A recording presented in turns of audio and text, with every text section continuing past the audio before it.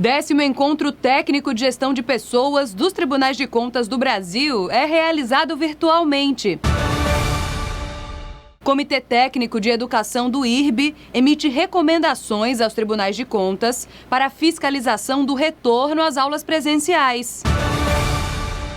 O TCE de Goiás faz levantamento para avaliar a transparência das organizações sociais responsáveis pela gestão das unidades de saúde.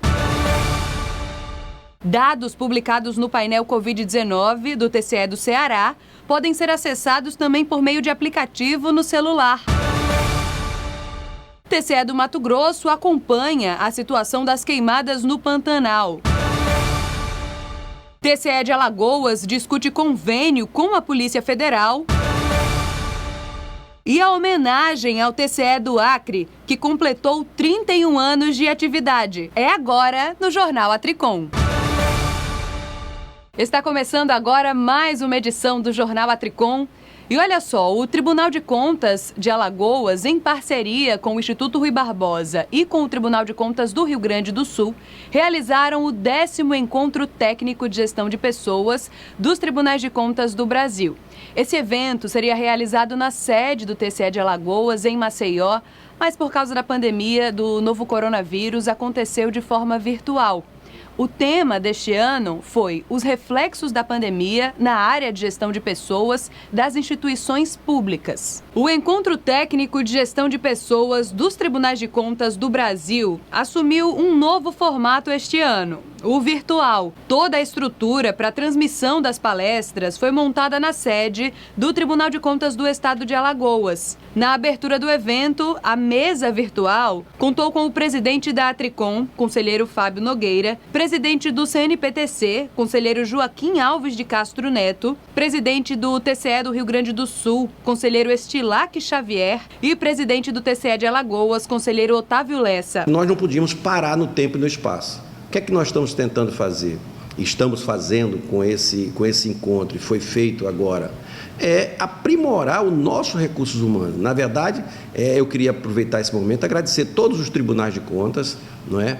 Principalmente o do Rio Grande do Sul, que deu todo o apoio da sua plataforma, o presidente da Estilac Xavier, que é fantástico nas suas colocações, ele é perfeito, e principalmente nessa área de pessoal, onde ele tem uma visão que eu concordo com ele.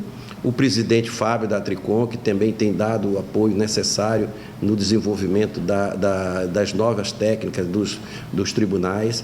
O presidente do IRB, o Ivan Bonilha, que apoiou de pronto esse nosso caminho. E também o conselheiro Joaquim, que é o nosso presidente do Conselho de Presidente dos Tribunais de Contas. Então, através deles, eu queria agradecer, na verdade, a todos os presidentes dos Tribunais de Contas que não têm medido esforços para nos ajudar, percebendo as dificuldades que o Tribunal de Contas de Alagoas tem com relação principalmente a parte de recursos humanos. Então, este momento foi fantástico, as oficinas mostraram casos efetivamente já de sucesso e percebemos que esse apoio, que a gente já tinha ele como sólido, ele só fez aumentar. A diretora de Recursos Humanos do Tribunal de Contas de Alagoas e organizadora do encontro fala sobre o desafio em adaptar o evento às limitações impostas pela pandemia. No Comitê de Gestão de Pessoas do Instituto Rui Barbosa, da qual eu faço parte, eu sou membro representante do Nordeste, nós tínhamos uma decisão grande para tomar. Ou adiaríamos para o ano seguinte, pós-pandemia, ou reinventávamos todo o formato do evento. Claro que nós tomamos a decisão de reinventar o formato e transformá-lo no 10º Encontro Técnico Nacional de Gestão de Pessoas dos Tribunais de Contas do Brasil e o primeiro encontro virtual. E aí chegamos até aqui, e o mais interessante nisso tudo é que, por não termos uma sede presencial, por sermos todos sede virtual, O evento foi construído por todos e para todos. Então, ele deixou de ser um evento de um ou de dois para ser um evento desse país inteiro, unido de norte a sul e de leste a oeste. O tema também precisou ser readaptado. Na verdade, o tema foi readaptado, sim, embora nós continuemos com o intuito de falarmos de tecnologia, de modernização, de crescimento institucional a partir das políticas públicas de valorização de recursos humanos, mas obviamente que nós não tínhamos como fugir do tema pandemia. Entretanto, uma das coisas que nós mais conversamos durante todo esse período de elaboração foi que nós não gostaríamos, em momento algum, de entendermos novo normal. Na verdade, essa é a nossa realidade atual e temos que nos adaptar a ela. Não devemos criar desculpas para o não fazer ou para o não ser. Continuamos sendo, continuamos fazendo numa nova realidade. O assunto agora é educação, mais precisamente o retorno às aulas presenciais durante a pandemia. O Comitê Técnico de Educação do Instituto Rui Barbosa emitiu recomendações aos tribunais de contas para a fiscalização das ações desenvolvidas pelos gestores. De acordo com o presidente do comitê e conselheiro do Tribunal de Contas do Rio Grande do Sul, César Miola, o acompanhamento das medidas tem caráter preventivo e estimula os gestores a adotarem providências visando aí a redução dos impactos negativos causados pelas ações necessárias de enfrentamento à Covid-19. A educação infantil, que é a primeira etapa da educação básica, é fundamental para o desenvolvimento da pessoa humana. Temos no Brasil cerca de 5 milhões de crianças de 4 e 5 anos matriculadas na pré-escola e em torno de 3,5 milhões em creches. Aqui, nesse particular, faltam ainda muitas vagas, porque atendemos menos de 40% da população de 0 a 3 anos.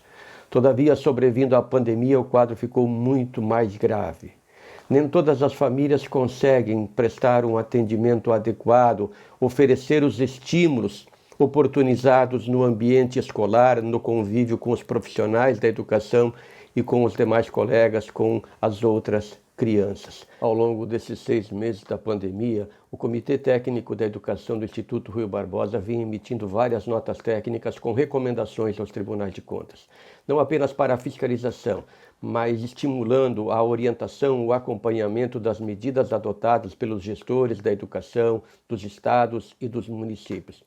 Temas relevantes como o fornecimento da alimentação escolar.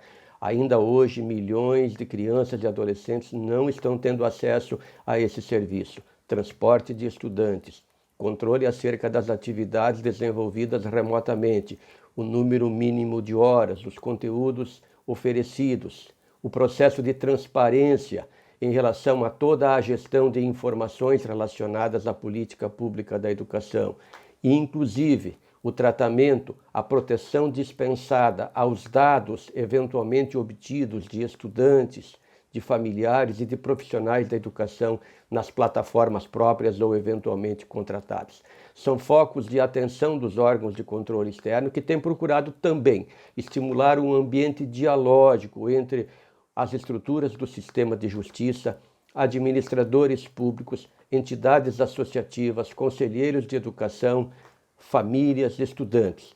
As grandes dificuldades existentes que já estão se agravando no Brasil no contexto da pandemia, o risco de um crescimento vertiginoso das situações de abandono e de evasão nos levam a conclamar todos os atores, não apenas ligados diretamente à educação, mas à sociedade civil, para que estejam engajados na diminuição dessas dificuldades e no encaminhamento das soluções possíveis no contexto esse gravoso vivido pelo país e pelo conjunto da humanidade.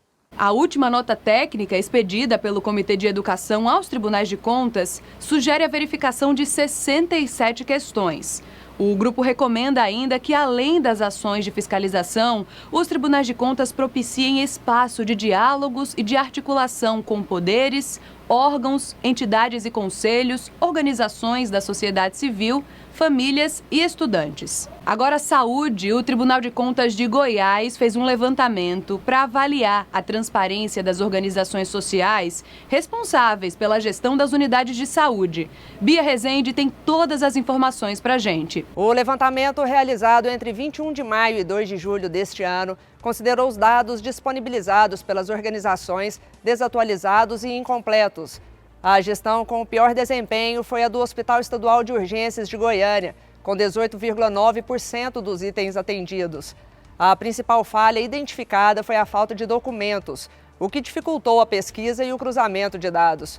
O objetivo da fiscalização, que teve como relator o conselheiro Kennedy Trindade, é dar transparência a informações de interesse público.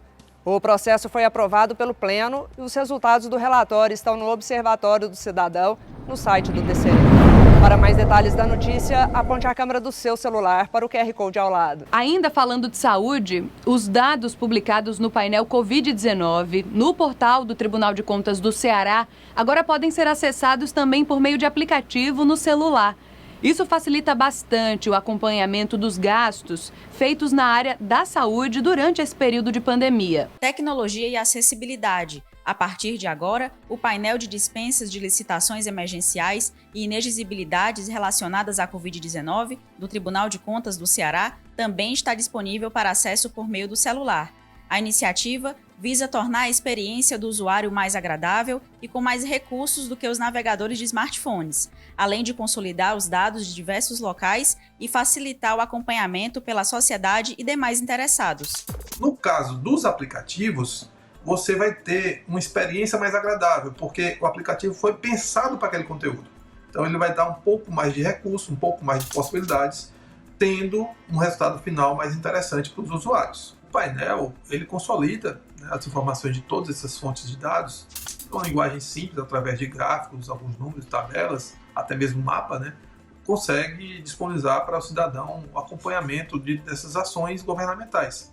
Para a gente, isso é de extrema importância, pois, mais uma vez, é a tentativa de nos aproximar da sociedade, dar mais transparência para exercermos o controle social.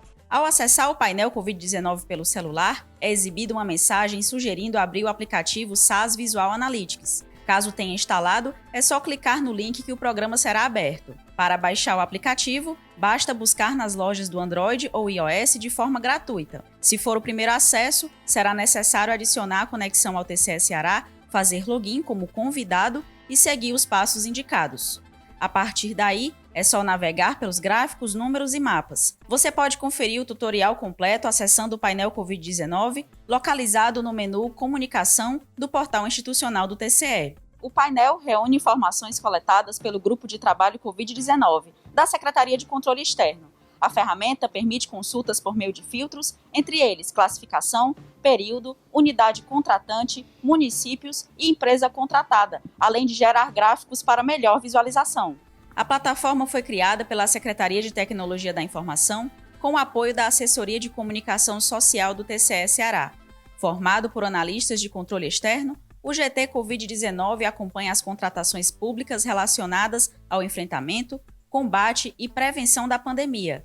Realiza o cadastramento e o acompanhamento dos processos de dispensas emergenciais e inexigibilidades publicadas pelos gestores municipais e estaduais do Ceará. E o Tribunal de Contas do Mato Grosso tem acompanhado de perto, inclusive com visitas in loco, a situação do Pantanal. O presidente da Corte de Contas se reuniu com o presidente da Assembleia Legislativa para unir forças no combate às queimadas. O presidente do Tribunal de Contas de Mato Grosso, conselheiro Guilherme Maluf, propôs ao presidente da Assembleia Legislativa, deputado Eduardo Botelho, a criação de um plano multinível para o combate às queimadas.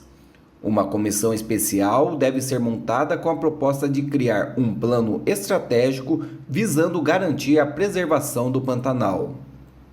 Em reunião, os representantes do TCE citaram como exemplo a ser seguido o trabalho feito em Rondônia, onde o resultado superou as expectativas. Rondônia já tem o seu planejamento, que também foi liderado lá pelo TCE de Rondônia, e com bons resultados.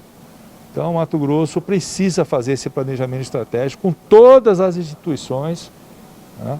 E nós temos que falar na mesma linguagem, dessa forma poder combater as queimadas e efetivamente o que aconteceu, infelizmente, a nossa fauna foi totalmente debilitada, o Pantanal foi queimado aí uma boa parte do Pantanal.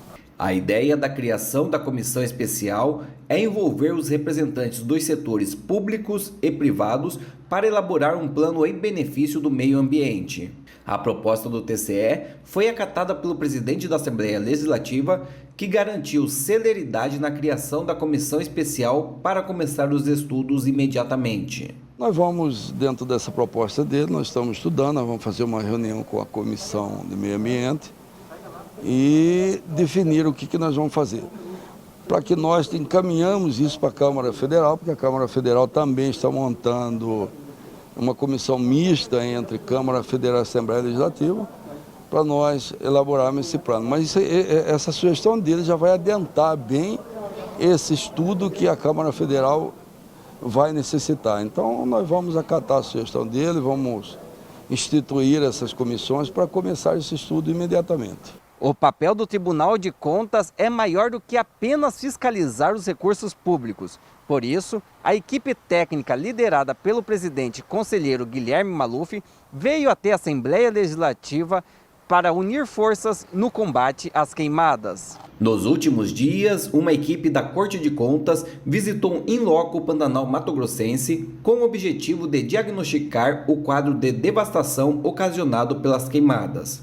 Para aprofundar e melhorar os estudos técnicos e as auditorias, também foi realizada uma visita no Centro Integrado Multiagências do Corpo de Bombeiros. É com grande satisfação que nós recebemos a equipe do Tribunal de Contas, mostrando para eles como o sistema de proteção contra os incêndios florestais e desmatamento aqui do estado de Mato Grosso funciona com essa congregação de agências. A importância hoje da nossa visita foi entender exatamente como funciona o CIMAN, né, que é o Centro Integrado Multiagências, né, entender como ele funciona e como ele faz essa relação entre os atores que participam desse sistema de combate ao fogo, né.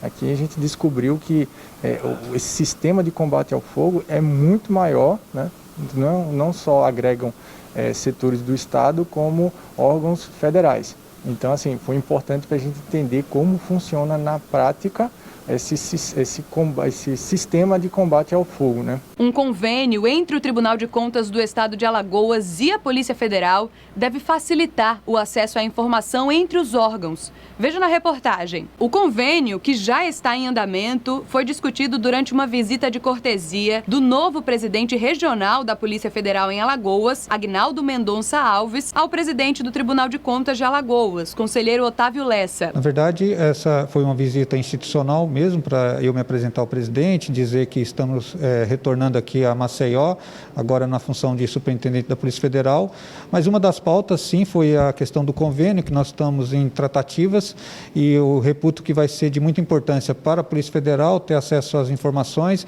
e também para o próprio tribunal, que podermos compartilhar essas informações com mais agilidade e precisão, trazendo um serviço melhor para a sociedade de Alagoas e de Maceió especificamente. Para o presidente do TCE de Alagoas, a parceria com a Polícia Federal é necessária e positiva para o trabalho das duas instituições. É importante porque a sociedade vai entender como o trabalho funciona do Tribunal de Contas. A Polícia Federal vai ter as informações necessárias para que possa fazer o seu trabalho. E esse convênio dá a possibilidade de, tecnicamente, a gente estar ajudando e recebendo a ajuda deles, entendeu? Eu acho isso fantástico. O doutor Agnaldo está chegando agora em Maceió, chegando em Alagoas. Já comprou o Estado como uma coisa boa que aconteceu na vida dele. E essa parceria, tenho certeza que a gente vai estreitar cada vez mais e nós vamos avançar como tribunal e a Polícia Federal poder também ter as informações que eles precisam para fazer o trabalho deles. Para encerrar essa edição, a gente faz uma homenagem ao Tribunal de Contas do Acre, que completou 31 anos de atuação no mês de setembro. Confira agora um vídeo que conta um pouco da história da Corte de Contas. A fiscalização da administração orçamentária e financeira no Acre, do Estado e dos municípios, antes era feita pela Auditoria Geral de Contas, que havia sido criada em 1963. Em 1987, a Emenda Constitucional 17 de 87 cria o Tribunal de Contas do Acre, com a missão de modernizar e exercer o controle externo, orientando e fiscalizando a gestão pública, além de incentivar a sociedade ao exercício do controle social.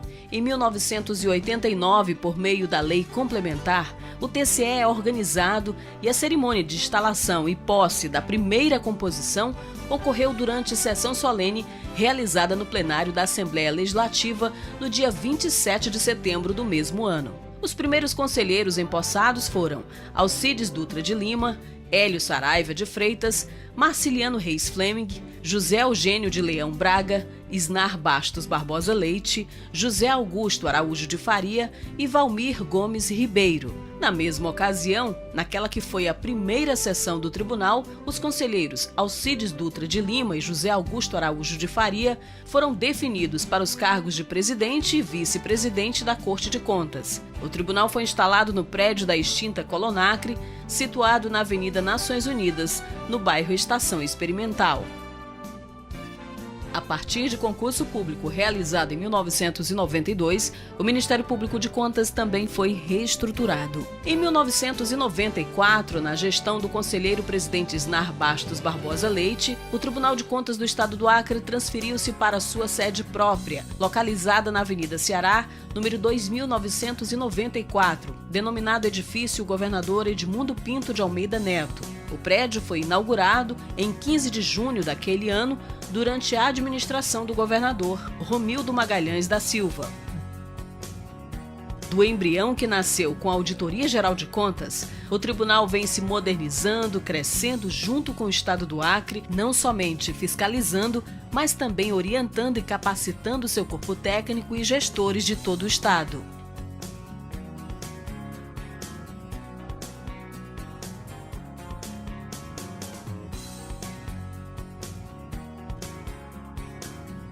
Só em 2019, a Escola de Contas Conselheiro Alcides Dutra de Lima certificou mais de 1.600 pessoas.